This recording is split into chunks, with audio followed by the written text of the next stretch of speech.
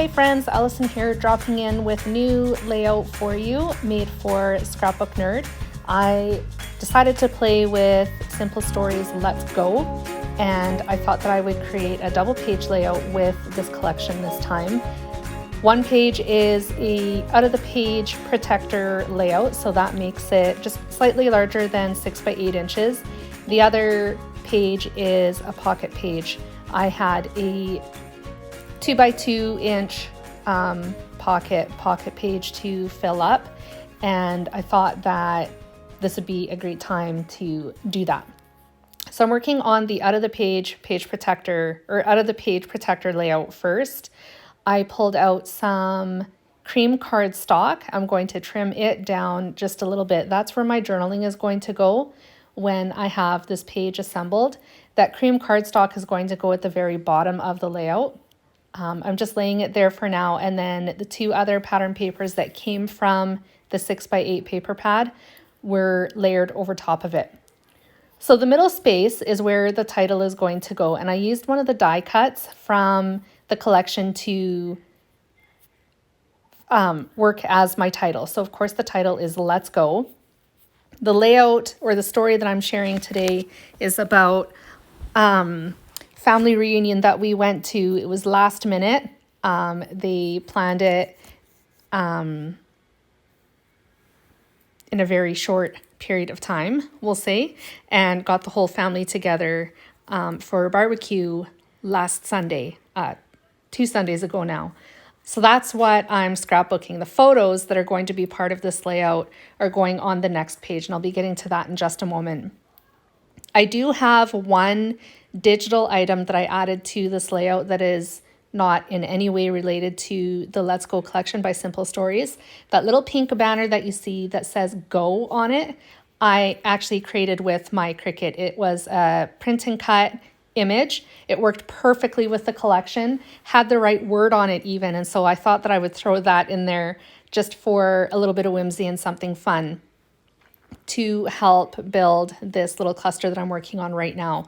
So I used one of the chipboard stickers from the collection that says Good Times, and then some of the enamel dots that came with the collection to embellish that a little bit more. I had thought about using some of the puffy sticker flags that come with the collection as well, but they all faced the same direction and I didn't really want that, so I skipped it. They were really small as well, and I thought that they would get lost.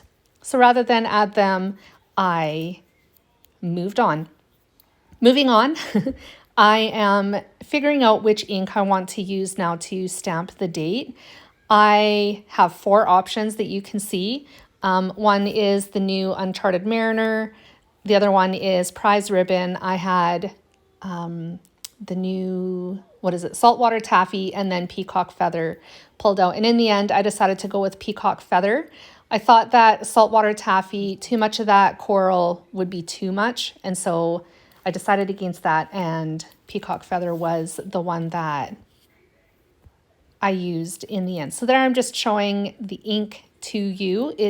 I think most of these, if not all of them, are still available in the shop. So if you are looking at stocking up on your Distress Oxide inks, definitely go check out the shop. I'll leave the link in the description box below so that it is easy to find. Also, FYI, I do believe there is still a sale going on at Scrapbook Nerd for Distress inks and Distress Oxide, so definitely go check that out. Now I am creating lines in the area that I had reserved for the journaling. Usually I like to type my journaling. It was an oversight in this instance. I totally hadn't thought of typing it out beforehand until I actually got to the journaling part of this layout. So rather than typing it, I thought that I would write it. I didn't have a whole lot to say anyways, so I was pretty sure I was going to get everything I needed to say in the space that was left behind, which I did. So that was great. Once I have the journaling down, I'm going to use my pen to cover the lines that I made with my straight edge ruler and pencil. I do go after this video is done with an eraser and erase anything that is still showing through, just so that in the pictures that you will see at the end of this video, it doesn't show up. Now I'm working on the left-hand page of my double page layout. So as you can see, it is a pocket page. There are 2 by 2 inch squares in there. And I have 4 photos that I printed at home at 2 by 2 inches that I slipped into some of those pockets. The rest of the pockets are going to be filled with the pattern papers from the collection. All the pattern papers that I used for this layout is from the 6 by 8 paper pad. I do think you can get this collection in a 12 by 12 size as well, so you're not limited to just 6 by 8. But I chose some of, quite honestly, my favorite ones, trimmed them down to 2 by 2 inches, and they are going to go inside the rest of the pockets. And then the plan, after I have all those filled with pattern paper, is to use the embellishments from the collection to dress up the pockets.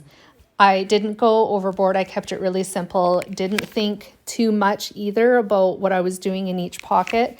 I just wanted a little bit of bling in different areas in the pockets. Some of the pockets will not be filled, like they won't have anything on them, but most of them are filled. So right now I'm just putting all those pattern papers into each of the squares.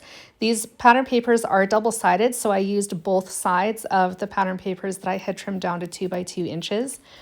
And then I went back to the puffy sticker sheet. I went to the brad sheet, which is what I have in my hands right now. And then I also used the die cuts. So I'm looking for a good floral image to put on that square right there. I really liked the die cut one better than the chipboard sticker, so I stuck with that. I found this little geotag in the orange. I liked it because it pulled more orange into the layout, but I liked the teal one better. So I settled on that one. I pull out some of the puffy stickers. I think that's what I'm working on right now. I have one of the chipboard. I liked that little suitcase, so it went down in the bottom. And then I pull out a few other things as well. I remember saying when I did my unboxing video for this collection on my own personal channel how I wasn't sure exactly how I was going to use this collection because we hadn't really done any traveling this summer. When our family reunion came up and we decided we were going to go, I knew right away when I was going to create this layout that I would be using this collection because it was perfect even for a road trip. We didn't go far. The family reunion was only a couple hours drive from where we live, so it was well within driving distance and great for just spending the day in the city with my family. So if you have anything like that, if you're in the same boat that I was this past summer and didn't really travel very much, even simple road trips is perfect. Even going to hang out at the park, I think probably would work for travel themed layouts as well. I had a lot of fun putting this layout together. It came together really quickly in the grand scheme of things. And I really, I'm quite proud of myself that I dove into each and every embellishment pack that came with the collection and used it in some way, shape, or form in this layout. And like I said, I love how it came out. Here are the close-ups. Thank you so much for joining me today, friends. I hope my layout inspired you in some way. And like I said, definitely go check out the shop for Distress Oxide inks. And of course, this collection as well. You'll find it all there in the shop. Take care, friends.